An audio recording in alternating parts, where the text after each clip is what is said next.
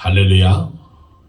오늘은 야고보서 2장 14절부터 26절 말씀을 가지고 참 믿음과 거짓 믿음, 믿음과 신념, 이런 제목으로 말씀을 나누겠습니다. 열왕기상 13장에 보면 하나님께서 한 선지자를 부르셔서 저 베델에 가서 말씀을 전하는데 가거든 먹지도 말고 마시지도 말고 갔던 길로 되돌아오지 말고 다른 길로 돌아오라고 하나님이 말씀을 하셨습니다.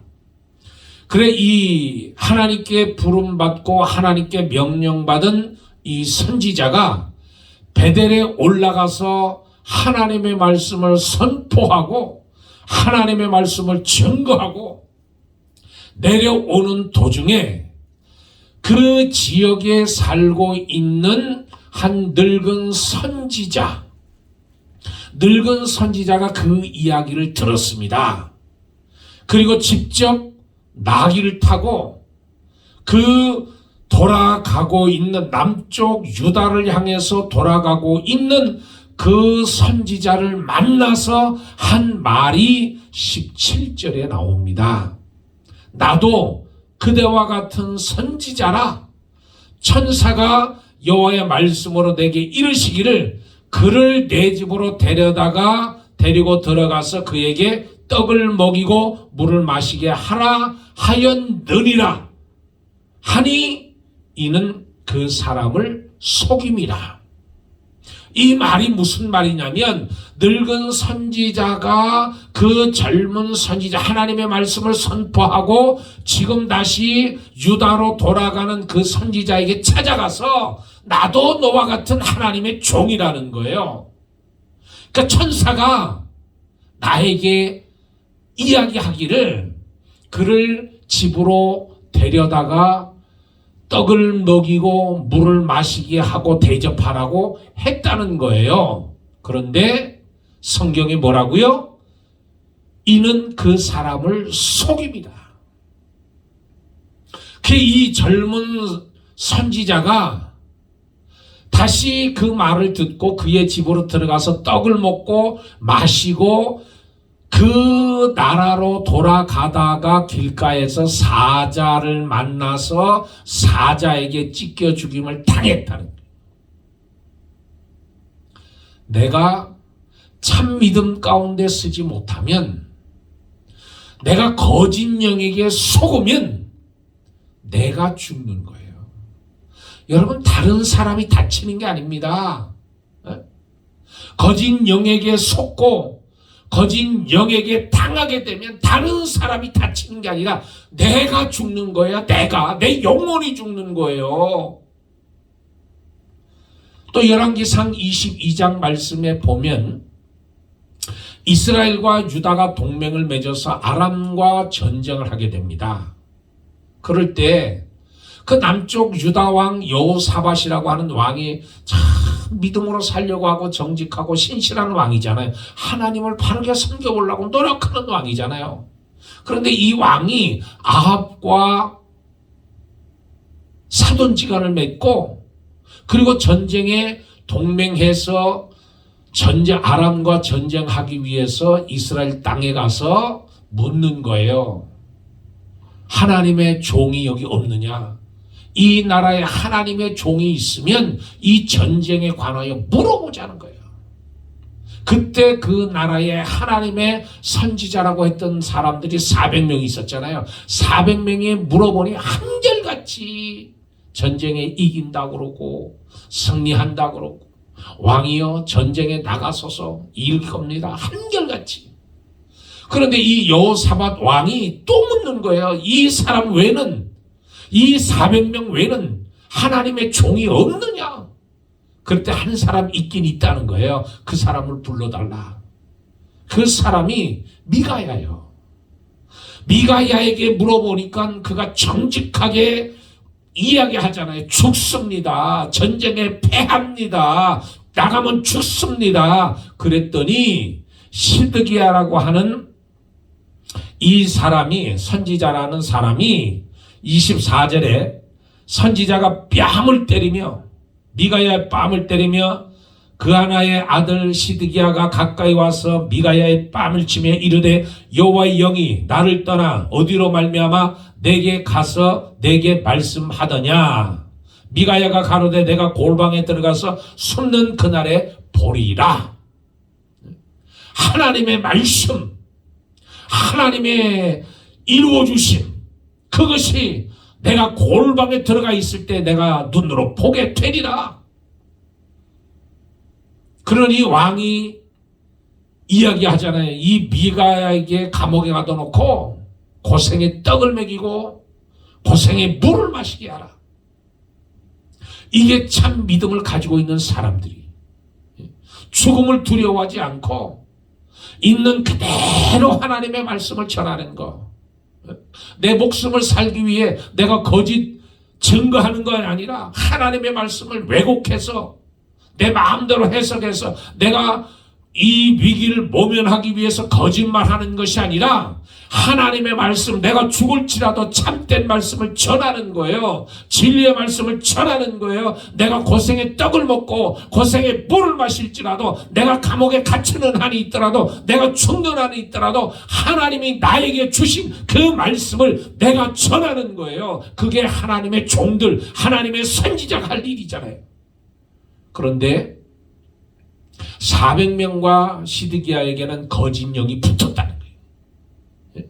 거짓 믿음이, 거짓 영이 그 입술에 붙어버리니까 그들이 거짓말하게 돼요.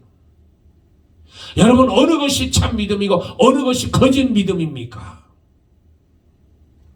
넷플릭스 오리지널 시리즈 애나 만들기라고 하는 것이 지난 2월 11일부터 공개되자마자 전 세계 TV쇼 부분 1위를 차지해서 사람들의 이목을 단숨에 끌어들였습니다.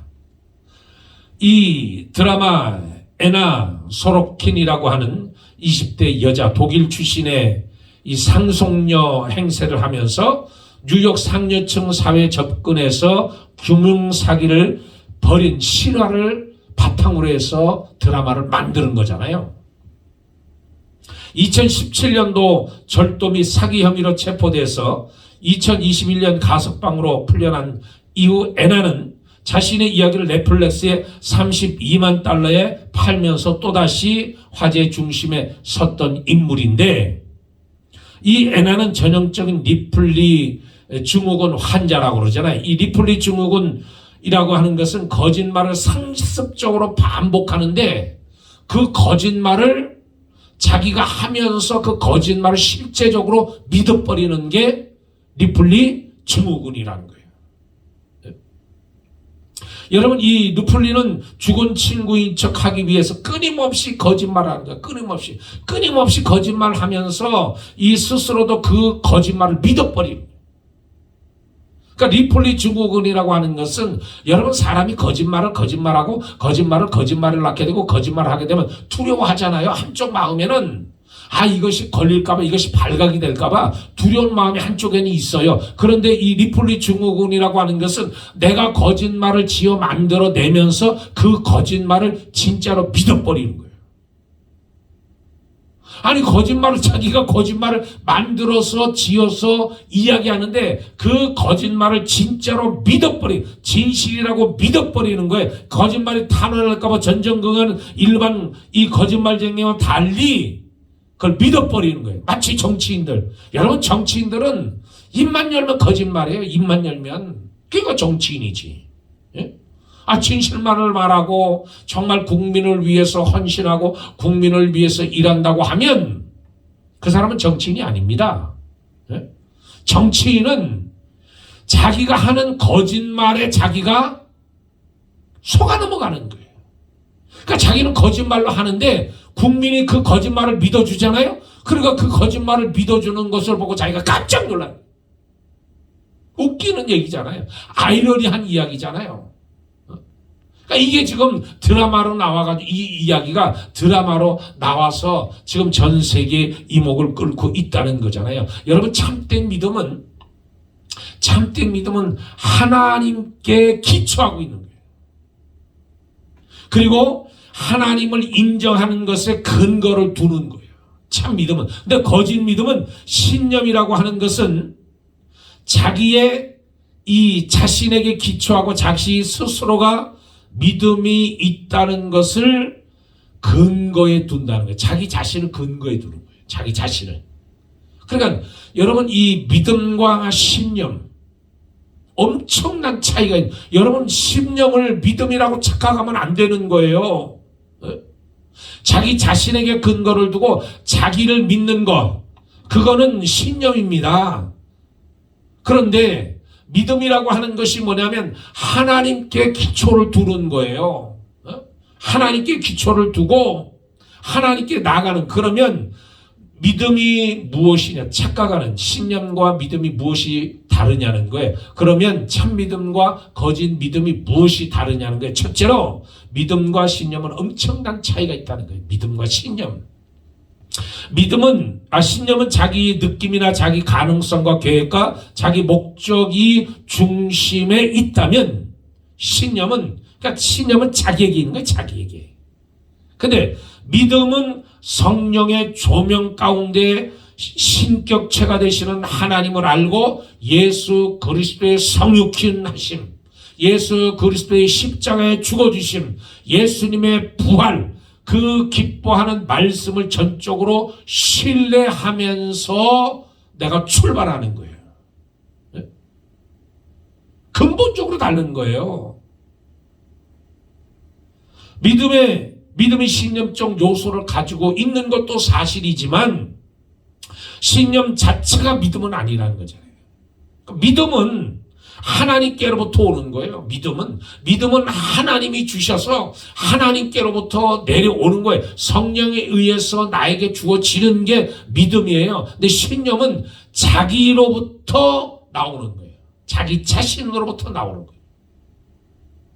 그렇기 때문에 신념이 바로 다루어져야 바른 믿음을 갖게 된다는 거예요. 신념을 바르게 이해를 해야 된다는 거예요. 마치 마가복음 16장 17절에 보면, 믿는 자들에겐 이런 표적이 따르리니 저희가 내 이름으로 귀신을 내어 쫓으며 방언을 말하며 뱀을 집으며 무슨 독을 마실지라도 해봤지 아니하고 병든 자에게 손을 얹은 즉 나으리라. 그런데 무슨 독을 마실지라도, 여러분 이거를 신념을 가지고 강한 신념, 무슨 독을 마실지라도 해봤지 아니하고, 무슨 독을 마실지라도 해봤지 아니하고, 내가 강하게 신념을 가지고 그것을 내가 신념으로 끌어올려요. 나를 끌어올려요. 그러면서 내 마음이 복받쳐요. 내 마음이 복받치고 내 마음 가득하게, 야 무슨 독을 마실지라도 해봤지 않는다니까 녹약을 한번 먹어보자, 포이즌을 한번 먹어보자, 그러면 내가 죽지 않을 거야. 여러분 그렇다고 포이즌을 먹어보세요.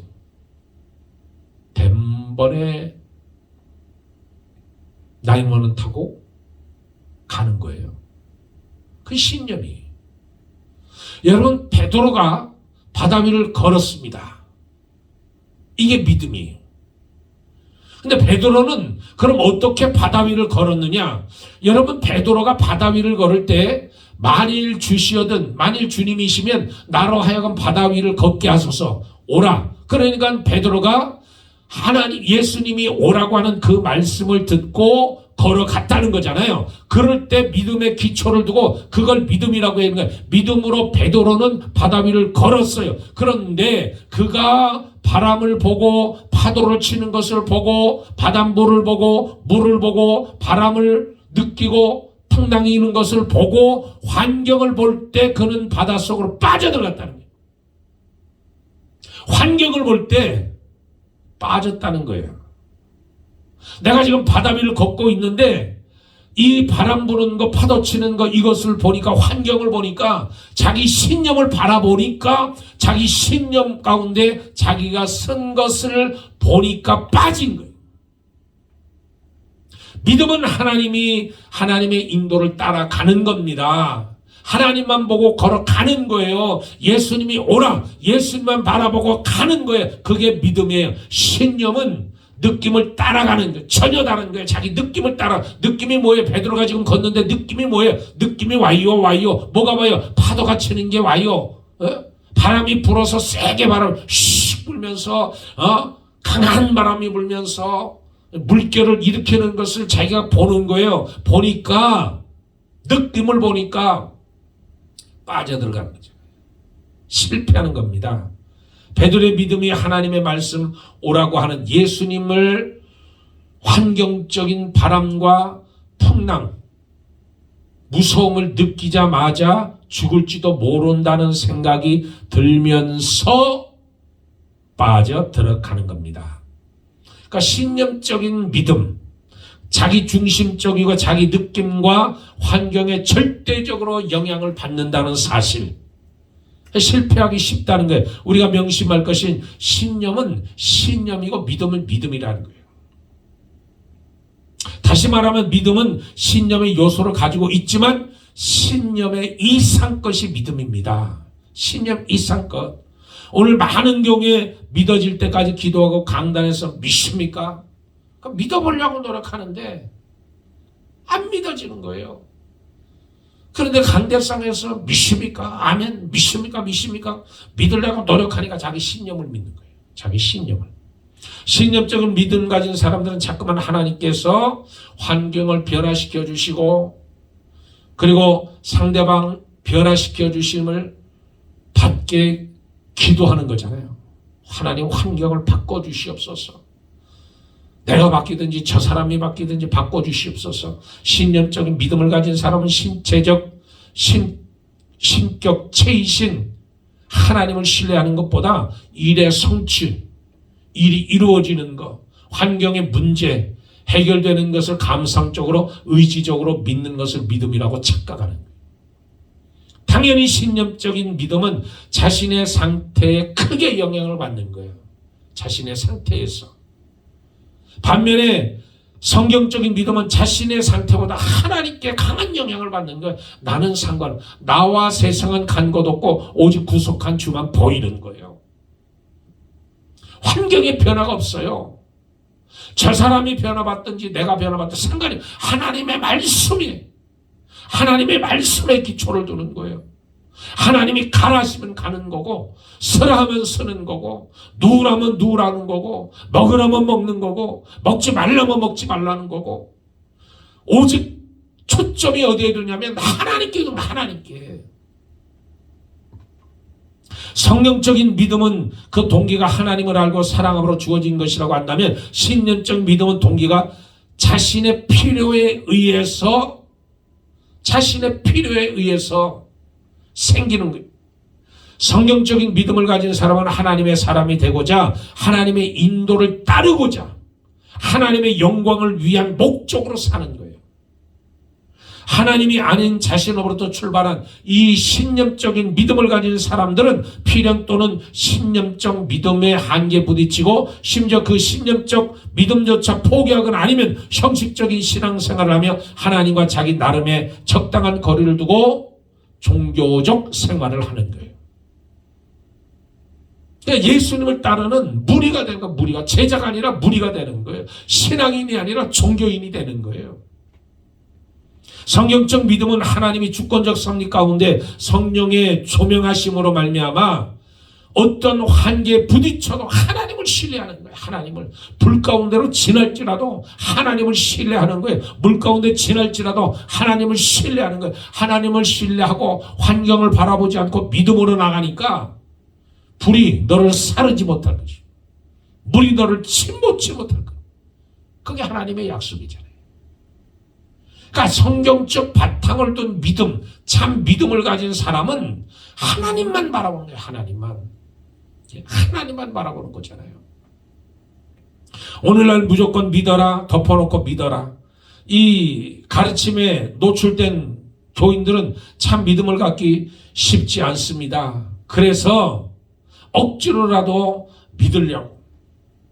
그러니까 성경을 처음부터 하나님이 살아계시며 역사하시는 분이라는 것을 전제하잖아요. 성경 창세기 1장 1절에 보면 하나님이 태초에 천지를 창조하시니 하나님이 천지를 믿음으로 시작하는 거예요. 하나님이 계신 하나님을 인정하고 들어가는 거예요. 그런데 신념적인 믿음은 그것을 믿지를 못하는 거예요. 하나님.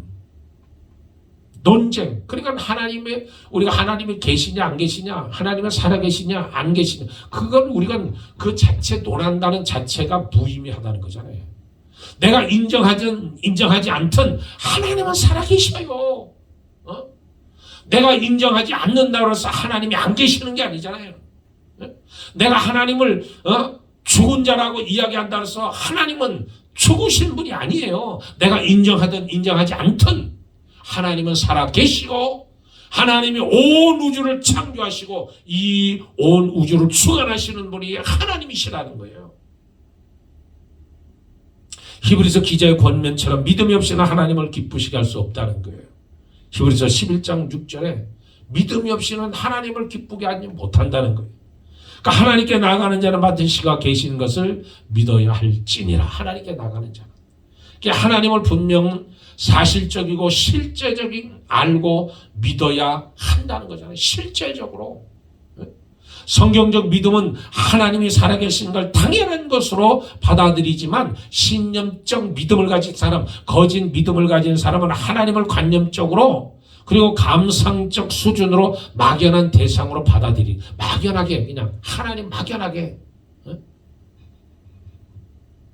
예수님 공생에 이 사시면서 제자들의 믿음 없는 걸 책망하시잖아요. 믿음으로 붙들려주고 믿음으로 살아야 되는데, 믿음으로 가르침을 받고 믿음으로 따라가야 되는데, 이 제자들이 때로는 예수님 믿음으로 나가다가 또 관념적으로 나가다가 신념을 가지고 나가다 실패하기도 하고 넘어지기도 하고, 그래서 믿음은 하나님과의 관계 깊이를 포도나무로 비유해 주시는 거예요. 포도나무로. 너희가 내 안에, 내가 너희 안에. 이게 믿음이잖아요. 너희가 내 안에, 내가 너희 안에 거할 때. 그러니까 문제는 오늘 많은 신자들이 하나님이 아닌 무언가에 너무 많은 것을 허비한다는 사실이.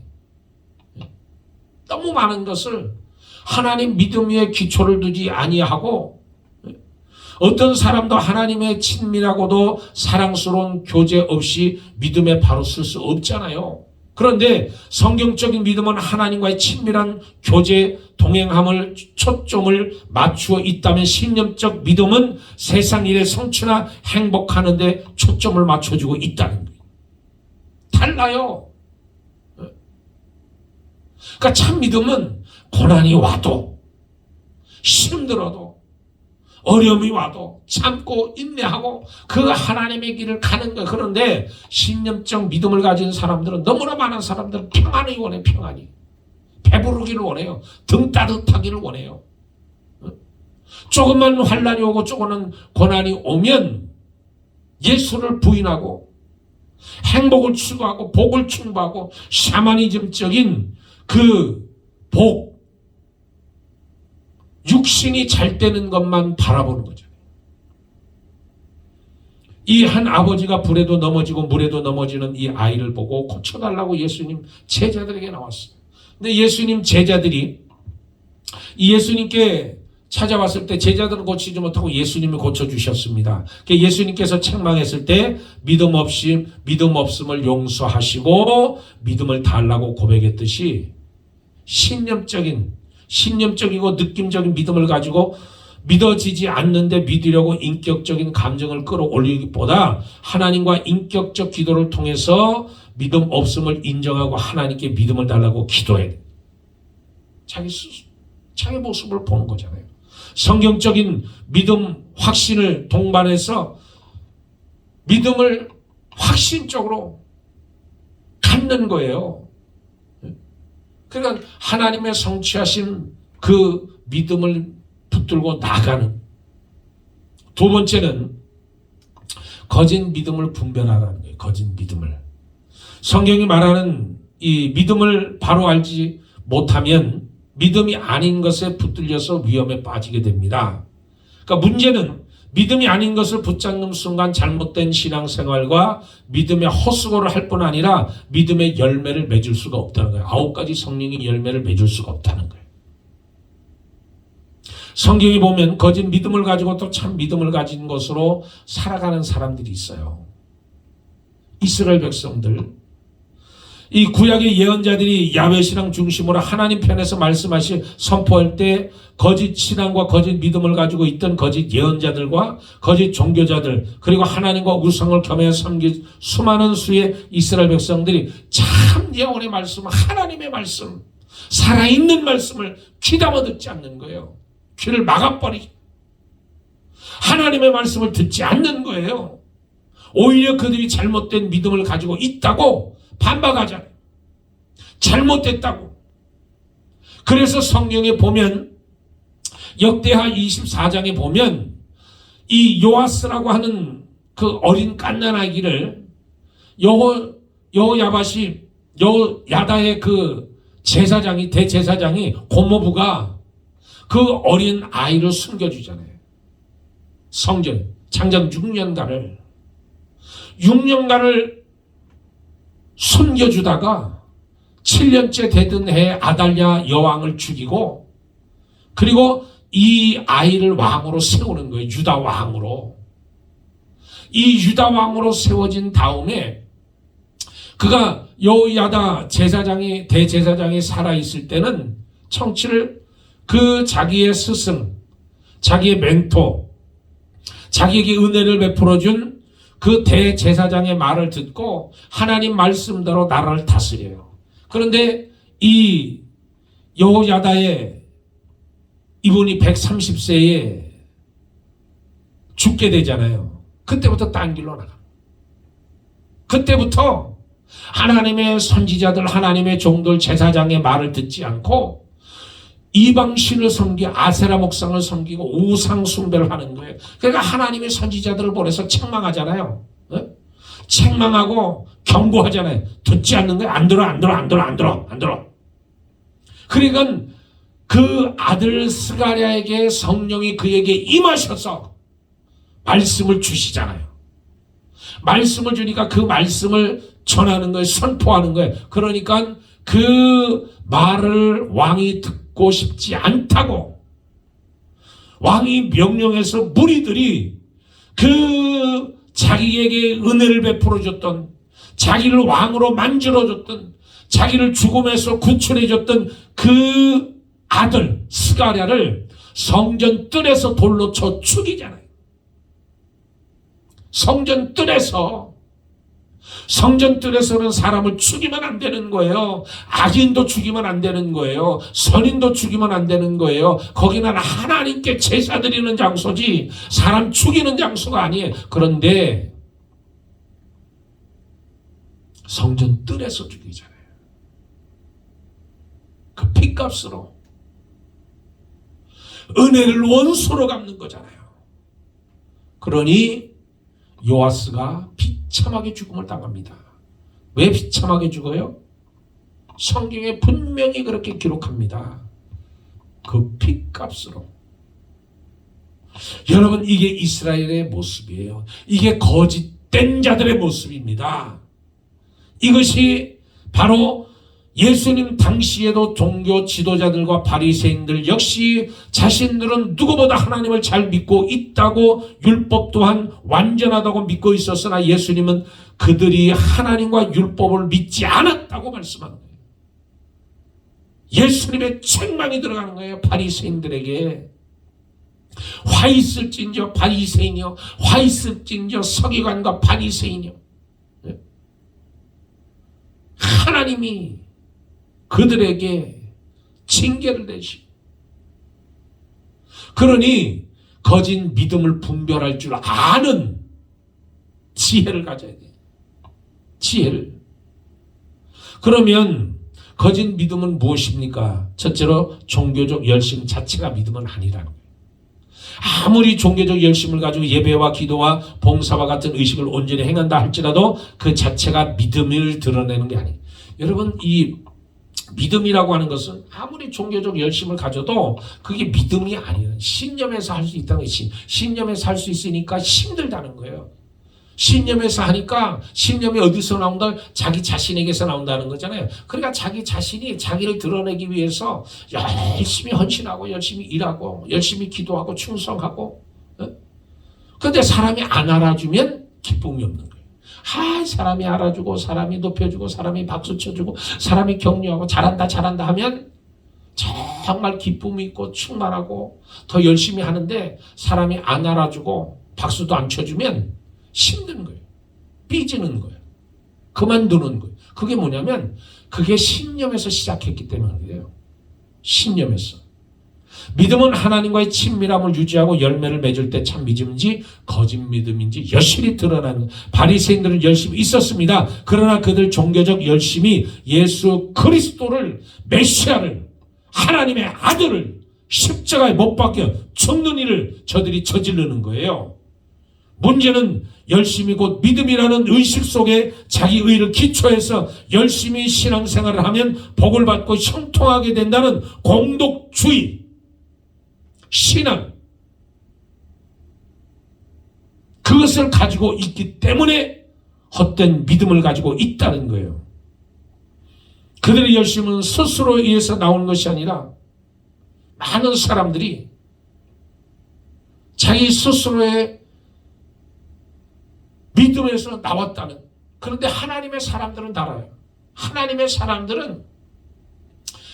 사람들은 그 믿음의 기초가 하나님께 두고 있기 때문에 그 열심, 바로 복음, 은혜, 거기에서 출발하는 거예요. 그러니까 다르다는 거예요. 초대교회 성도들 역시 세상이 감당치 못할 열심이. 그러니까 세상에 감당치 못하는 사람들이 누구냐? 그리스도인들.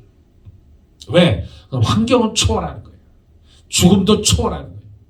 죽음은 죽일수록 더욱더 헌신하고, 죽이면 죽일수록 더욱더 전도하고, 죽이면 죽일수록 더욱더 하나님 앞에 핍박과 환난을 받아들이고 배고픔과 추위와 순교까지도 그들이 받아들이는, 이게 참 믿음이잖아요. 이것이 참 믿음이에요. 두 번째는 지식적인 동의가 믿음은 아니라는 거예요. 성경적 지식까지도 믿음이라고 할 수 없습니다. 바리새인들도 구약 성경에 능통했고 성경적 지식이 대단했지만 신격체 되신 하나님을 경험으로 알지 못했어요. 내가 지식으로만 아는 거, 그게 믿음이 아니라는 거예요. 요한복음 5장 46절 47절에 너희가 모세를 믿었더라면 나를 믿었을 것이요, 그것은 모세가 나에 관하여 기록하였기 때문이니. 그러나 너희가 모두 모세의 글을 읽지 않고 있으니 어떻게 나를 믿을 수 있겠느냐. 그러니까 이 말씀을 통해서 알 수 있듯이 바리새인들은 구약 성경을 하나님의 말씀으로 온전히 받아들였고 율법을 1.1억이라도 오류가 없음을 그는 믿었습니다. 그러나 예수님은 하나님의 아들이라고 믿지를 못했습니다. 바리새인들의 믿음은 식은 것이 아니라 처음부터 아무 믿음도 아니었다는 거예요.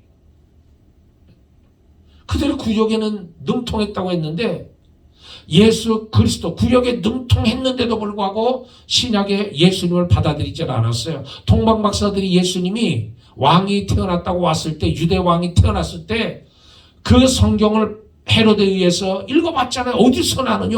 메시아가 어디서 나느냐? 베들레헴에서 난다는 거예요. 베들레헴에서. 유대 땅 베들레헴. 동방 박사들은 그 먼 길을 예수님 경배하기 위해서 왔는데도 불구하고 실질적으로 그 땅에서 믿는 자들, 그 땅에서 구약에 능통한 자들, 그 성경을 해석해주고 어디서 나는 것까지 알려줬던 그들은 안 믿었잖아요. 안 믿었잖아요. 야고보서 2장 21절 22절 우리 조상 아브라함이 그 아들 이삭을 제단에 바칠 때 행함으로 의롭다 하심을 받은 것이 아니냐. 내가 보거니와 믿음이 그 행함과 함께 일하고 행함으로 믿음은 온전하게 되느니라. 믿음과 행함 하나가 되는 거예요. 믿음과 행함. 그러니까 지식적인 동의가 믿음은 행함으로 나타나는 거예요. 행함이 나타나자면 죽은 믿음이라고 성경은 말씀하고 있습니다. 야고보 2장 24절 26 이로보건대 사람이 행함으로 의롭다 하심을 받고 믿음으로만 아니라 또 이와 같이 기생 라합이 사자들을 접대하여 다른 길로 나가게 할 때 행함으로 의롭다 하심을 받은 것이 아니냐. 영혼이 없는 몸 죽은 것 같이 행함이 없는 믿음은 죽은 것이라. 행함이 있어야 됩니다. 그리고 세 번째, 환경에 좌우되는 것은 믿음이 아닙니다. 하나님보다 환경을 신뢰하고 의지하며 크게 영향을 받는 것은 믿음이 아닙니다. 성경적 믿음은 환경을 초월하는 거예요. 환경을 초월해서 그 환경을 뛰어넘는 거예요. 그것을 우리는 믿음이라고 합니다. 환경에 좌우되지 않는 믿음을 갖기 위해서 환경보다 더 하나님께 초점을 만들고, 그 환경을 누가 만들으셨어요? 우주를 누가 만드셨습니까? 하나님이. 그러니까 하나님을 믿고 나가는 거예요. 할 수 있거든. 무슨 말이냐? 믿는 자에게 능치 못함이 없느니 내게 능력 주는 자 안에서 내가 모든 것을 할 수 있다고 고백하는 것, 그게 바로 믿음이에요. 그래서 시편 78편 14절 17절에 낮에는 구름으로 밤에는 불빛으로 인도하셨으며 광야에서 반석을 포개시고 매우 깊은 곳에서 나오는 물처럼 흡족하게 마시게 하셨으며 또 바위에서 시내를 내사 물이 강같이 흐르게 하셨으나 그들이 계속하여 하나님께 범죄하여 메마른 땅에서 지존자를 배반하였도다.